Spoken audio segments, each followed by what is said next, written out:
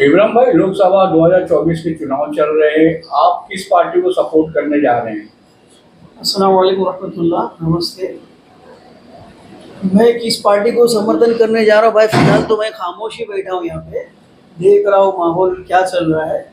लेकिन यहाँ पे मुमरा कौसा में आम लोगों की जो राय बन रही है और जो राय चल रही है, तो वो इंडिया अलायंस की तरफ बहुत से लोगों का झुकाव है।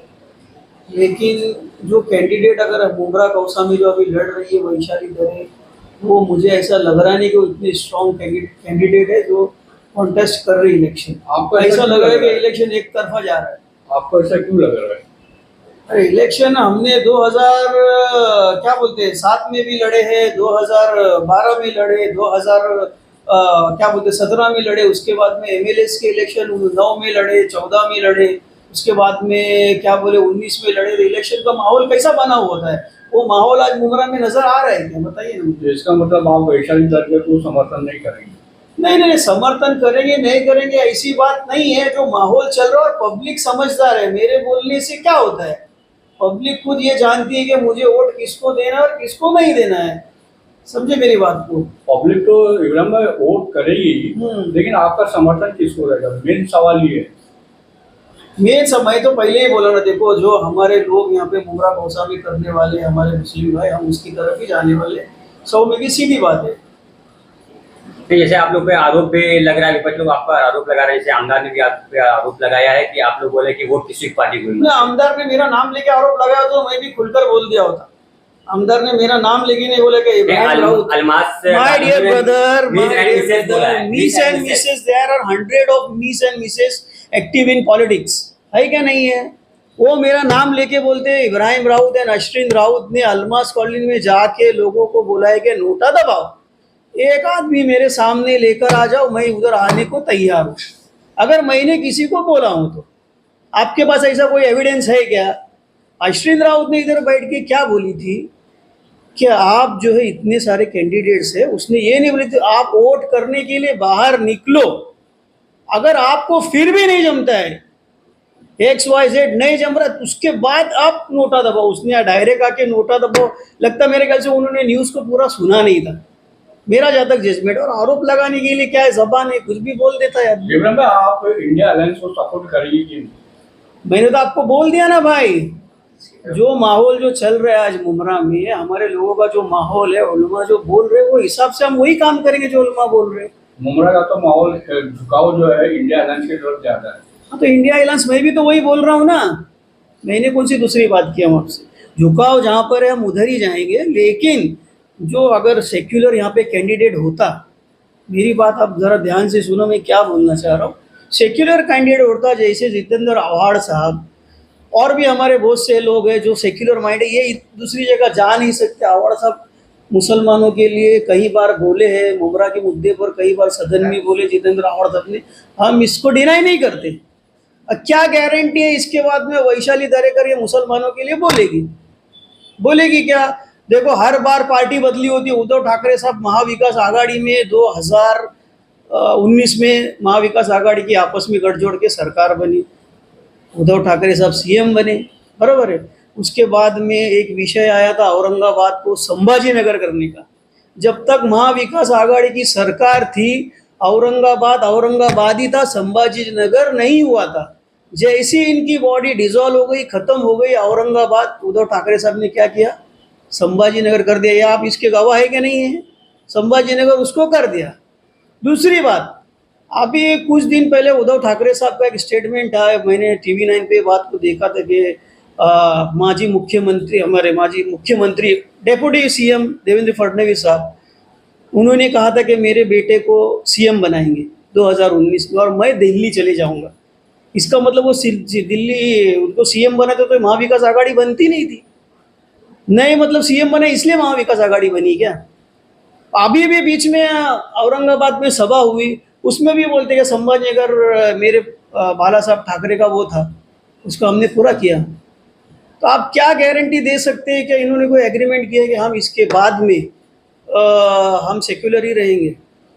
बस मन में एक दुख है, दूसरा ऐसी कुछ बात नहीं है। हाँ, वो मुसलमानों के फेवर में जैसा कर रहे आगे भी करते रहे तो इंशाल्लाह हम उनके लिए वेलकम है, कोई ऐसा हमारे दिल में ऐसा थोड़ी बात है। बस मेरा एक सवाल है इब्राहिम भाई, क्या आपके वरिष्ठों ने जैसे आमदार जितेंद्र आवाड साहब ने अपने जो नगर सेवक वगैरह है उनसे इस बारे में कोई चर्चा नहीं की? अगर आप नाराज है कोई बात को लेके तो आप लोगों की नाराजगी क्यों नहीं दूर की जा रही?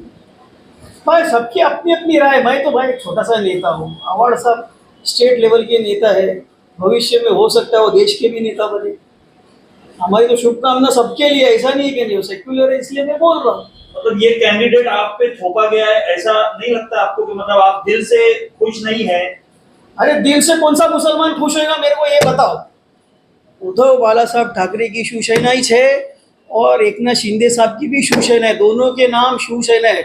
उद्धव बालासाहेब ठाकरे बोलते हैं अभी हमने इसको संभाजीनगर कर दिया, अभी वो बोलते हैं श्रीकांत शिंदे के वालिद साहब बोलते हैं, सीएम साहब बोलते हैं हम हाजी मलंग को मलंगगढ़ बना देंगे। ये बात तो सबके सामने है, कोई ये मेरी बात थोड़ी है। जो हम सुन रहे जो देख रहे वही हम बोल रहे। 20 तारीख को कल्याण लोकसभा के इलेक्शन है, तो आप कलवा मुंगा की जनता से क्या अपील करेंगे? देखो जनता खूब समझदार है, मेरे बोलने से कुछ होने वाला नहीं है। 100 लोग 50 लोग एक आपको सबने अपना अपना जहन बनाया हुआ है कि मुझे किसको वोट देना है। लेकिन जो माहौल चल रहा है, हमारे सब लोग बोल रहे हैं कि हमको मशाल को वोट देना है, इंडिया अलायंस को वोट देना है, तो हमारी भी वही राय है। वो आप ज़बरदस्ती का आरोप लगा रहे अश्विनी पे, तो उस पर मैं क्या कर सकता हूँ? आरोप तो लगते रहते हैं। आरोप तो लगते रहते हैं ना, आरोप लगेंगे तो ही तो मज़ा आता है ना काम करने को। अभी और क्या बोलूँ? भाभी, जैसा कि कल्याण लोकसभा का 20 तारीख को इलेक्शन है, उसको देखते हुए आप क्या कहेंगे? अस्सलाम वालेकुम, नमस्ते। मैं तो पहले भी कह चुकी हूँ और दोबारा से कहती हूँ कि भाई अपना वोटिंग परसेंटेज बढ़ाओ, ज़्यादा से ज़्यादा वोट बाहर निकल के वोटिंग करो, बस यही मेरा असल मकसद है कहने का।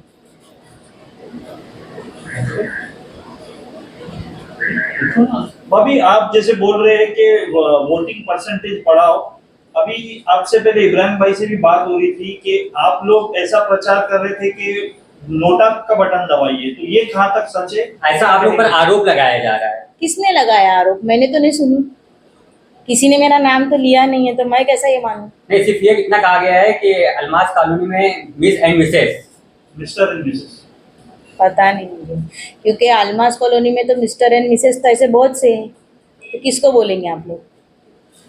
मुझे तो नहीं मालूम है। आपके पास कोई प्रूफ है मेरे नाम का, या फिर आपने कहीं मुझे देखा है? तो आप किस पार्टी को समर्थन कर रहे हैं? देखिए, इस बार का जो इलेक्शन है, ये जो माहौल चल रहा है, इसे अभी हम जैसे नेता बोलकर किसको वोट डालना है नहीं डालना है ये कोई मायने नहीं रखता है। यहाँ आज के तारीख में जो जनता है ना, वो बहुत जागरूक जनता है, उसे बेहतर मालूम है। एक बात यह है कि मेरी एक मुखालिफत चल रही थी, वो इस बात को लेके कि वाकई में अगर आपको श्रीकांत शिंदे को हराना था तो एक मजबूत कैंडिडेट देते कि जिसे हम लोग एड़ी चोटी का जोर लगा के पूरी मेहनत करते थे उसको हराने के लिए, और ज़्यादा से ज़्यादा वोट जो है सेक्युलर पार्टी को डालते।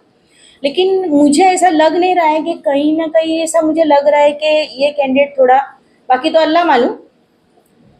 तो बस मेरी एक थोड़ी एक नाराज़गी थी कि भाई पार्टी ने एक सेक्युलर और मजबूत नेता देना चाहिए था कि जिसकी वजह से काम करने में भी जो है आदमी को थोड़ी दिलचस्पी पैदा होती थी, क्योंकि यहाँ पे तो साफ तरीके से दिखाई दे रहा है। तो आपको वैशाली दरेकर मजबूत कैंडिडेट नजर नहीं आ रही है? आपको आ रही है? मेरा तो छोड़ दो, आपको नजर आ रही है क्या? कहीं ना कहीं आपके भी दिल में मन में सवालात तो चल ही रहे होंगे ना। आपसे कितनी बार मुलाकात हुई उनकी? आप पत्रकार है, कितनी बार मुलाकात हुई आपकी उनसे? 3 से 4 बार। क्या बोले आपको?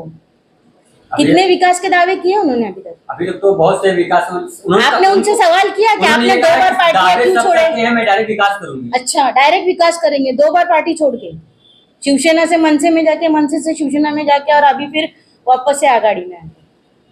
ठीक है, अच्छी बात है ना, अगर करते हैं तो अच्छी बात है। देखिए, कोई भी जीते, हमारे लोगों का काम होना चाहिए, और हमारा असल मकसद है कि हमारी जो मेजोरिटी है ज़्यादा से ज़्यादा वोट दो। मुमरा से वोटिंग परसेंटेज बहुत ज़्यादा कम होता है, जिसकी वजह से हम लोग हमेशा जो है पीछे रह जाते हैं, और काम भी फिर कराने में फिर थोड़ा हम लोग को दिक्कतें आती है। तो बेहतरी इसी में है कि ज़्यादा से ज़्यादा वोट डालें। लोग जानते हैं आजकल हर कोई नागरिक जो है जागरूक हो चुका है, वो बेहतर जानता है हमें किस तरफ मतलब रुजू होना है, कहाँ वोट डालना है और क्या करना। अच्छा अभी मेरा भी एक सवाल रहेगा कि कल्याण लोकसभा की जो यूबीटी की उम्मीदवार है वैशाली दरेकर, आप ऐसा मानते हो काफी कमजोर है डॉक्टर श्रीकांत शिंदे के सामने, लेकिन सवाल यह है कि जो यहाँ पे इंडिया अलायंस है, 3 पार्टी उसके अंदर है, कांग्रेस है, शिवसेना है और एनसीपी है, तो कौन सी सीट पे कौन चुनाव लड़ेगा ये जो पार्टियों का शेष नेतृत्व होता है वो ये तय करता है कि किसे उतारना है, समझे ना। आपने कई वीडियो के अंदर कहा कि अवार्ड साहब को क्यों नहीं टिकट मिला, अरे भाई जब आपके नेता अवार्ड साहब ही उनका समर्थन कर रहे तो आपको समर्थन करने में परहेज क्या है। अरे तो मैंने कहा नहीं बोली, मेरा कहने का मकसद क्या है कि एक सेकुलर को दो आप टिकट, आवाज उठाने वाले को टिकट दो। क्या गलत सवाल की मैंने? मेरा सवाल, हमारे नेता है, हम कहा नहीं बोल रहे, और इसीलिए तो मेरा गुस्सा है। क्या वाकई में अगर आप लोग चाहते हो तो सेकुलर को दो ना, एक आवाज आगे जाने दो। लोकसभा का इलेक्शन है, वहां पे जाएंगे, हमारी आवाज रखेंगे, तो आवाज रखने वाला लोग अगर आपको चाहिए और वाकई में आपको लग रहा है कि, और मैं किसी कैंडिडेट को कमजोर नहीं बोल रही हूँ, मैंने किसी के ऊपर इल्जाम नहीं लगाया है, जो मेरा एक अपनी जाती राय है। मैं राजनीति में आज मुझे भी 17 साल हो गए, मैंने एक अपना जो नजरिया है वो मैंने आपके सामने रखा है, क्योंकि किसी नहीं देखिए, मैंने अपनी जाती राय ऐसी रखी है आपके सामने, मुझे क्या पता। देखिए वो तो तकदीर की बात है, उसकी किस्मत में अगर होगा तो वो जीत के भी आ सकती है, लेकिन जहां तक हमने मतलब एक वो देखा है तो ऐसा कहीं नजर नहीं आ रहा है ना। अभी आपने देखा होगा कल ही वो मेरे ख्याल से मैंने सुनी हूँ कहाँ पर डॉक्टरों की भी एक मीटिंग हो चुकी है, और भी पता नहीं क्या क्या। वैशाली दरेकर सेकुलर नेता नहीं, आपको ऐसा क्यों लगता है? पता नहीं, आपको लग रहा है क्या? मुझे पहले मेरी सवाल का भी आप लोग भी पत्रकार जवाब दो ना जरा, क्या आप लोगों को लग रहा है ऐसा? सेकुलरिज्म कहाँ दिखाई दे रहा है, आप बताओ तो सही, कहाँ दिखाई दे रहा है? महाराष्ट्र में इंडिया अलायंस में किसी भी मुसलमान कैंडिडेट को नहीं करा, इसकी वजह से तो नाराजगी हुई है। बस जवाब आपने खुद दे दिया, लग गया ही ना ये बात दिल को आपके भी कहीं ना कहीं। यही मेरा मुद्दा है कि 45 सीटों में एक भी मुस्लिम नहीं दिखा, ठीक है मत दिखने दो, लेकिन एक तो अच्छा बोलने वाला तुम्हारे पास हिंदुस्तान लेवल का एक कैंडिडेट था पूरे भारत में जिसकी आवाज़ गूंजती है, जो अंबेडकर समाज, जो भीमराव बाबा साहब अंबेडकर की मतलब समाज के जो जय भीम वाले लोग हैं उनकी भी आवाज़ें उठाते, जो मुसलमानों के लिए भी बोल रहे हैं, मतलब दलित समाज, मुस्लिम समाज, हिंदू समाज, आगरी समाज, बहुत सारे समाज जिनके पीछे है आज, तो उनको कैंडिडेट नहीं बनाते हुए एक, तो ये मेरे लिए थोड़ा सवाल था। और मैं चाहती थी कि एक अच्छे नेता हमारे यहाँ से खासदार बने और हमारे यहाँ का ही आमदार भी रहे, ताकि आमदार खासदार दोनों हमारे यहाँ के रहेंगे तो मुमरा का और अच्छा विकास होता। अब नहीं हुए तो नहीं, अब उसको क्या कर सकते हैं, जो होने वाली बात थी वो हो गई, अब उसके पीछे।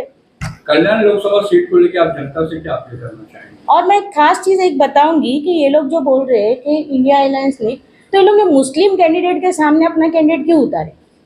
मुसलमान कैंडिडेट तो तुमने दिए नहीं दिए, उसके बावजूद तुमने अभी जैसा इम्तियाज जलील के सामने कैंडिडेट दिए, फिर इमरान प्रतापगढ़ी है, ये भी किसी मुस्लिम के सामने ही है, तो इस तरीके से 2-3 जगह पे इन्होंने इनका कैंडिडेट दिए, तो उसके बारे में आप क्या कहना चाहोगे? वोटों की देखिए सबसे बड़ी बात है ना, मुसलमानों से खेला जाता है, मुसलमानों के वोटों से खेला जाता है। ये अभी जो हालात चल रहे हैं बहुत ही नाजुक हाल है। बीजेपी हमको किसी हाल में नहीं चाहिए, मुझे श्रीकांत शिंदे से कोई लगाव नहीं है। मैं नहीं बोलती कि आप तीर को वोट दो, आप तीर को भी मत दो, कमल को भी मत दो, लेकिन जो मशाल की कैंडिडेट है वो कहीं मजबूत, आप यानी ऐसा कोई कैंडिडेट आप देते कि जिसके लिए हम खुद होकर डोर टू डोर जाते, अपना जाती पैसा लगाते, हम भी मेहनत करते और हमें एक फख्र होता कि नहीं भाई, कहीं ना कहीं हमें एक उम्मीद होती कि भाई हमारा कैंडिडेट जीत के ही आएगा। आज वो उम्मीद नजर नहीं आती। जनता से क्या अपील करना चाहेंगे चुनाव को लेकर? देखिए जनता से मेरी सिर्फ और सिर्फ एक ही अपील है कि अपना वजूद दिखाओ, ज़्यादा से ज़्यादा वोट दो। आप बेहतर जानने वाले हो, आपको जिसको अपना वोट देना है आपको पूरा पूरा हक है, आप अपना वोट, कीमती वोट दो। कीमती वोट अपना देना ज़रूरी है। हम लोग बाजार में भी जाते हैं ना, तो कोई चीज़ खरीदते टाइम 10 बार सोचते, तो वोट देने के वक्त में भी सोचो मतलब और आपने अपना ये वजूद फैसला दिखाओ। जनता पे छोड़ा है, आप ना तो उनके फेवर में हैं ना खिलाफ। देखिए, मैं मेरे 2007 का इलेक्शन नहीं भूल सकती। मेरा जो दिल दुखा है, मेरा कोई पॉलिटिकल करियर नहीं था। मैं जो आई वो हमारे अपने लोगों ने ही मुझे इस फील्ड में उतारा है, और जिस मुद्दे को लेके मैं आई थी, तो मैं उसी मुद्दे को दोबारा से ये नहीं कर सकती। जैसा आपको इब्राहिम ने इससे पहले भी खुलासा दे चुके हैं।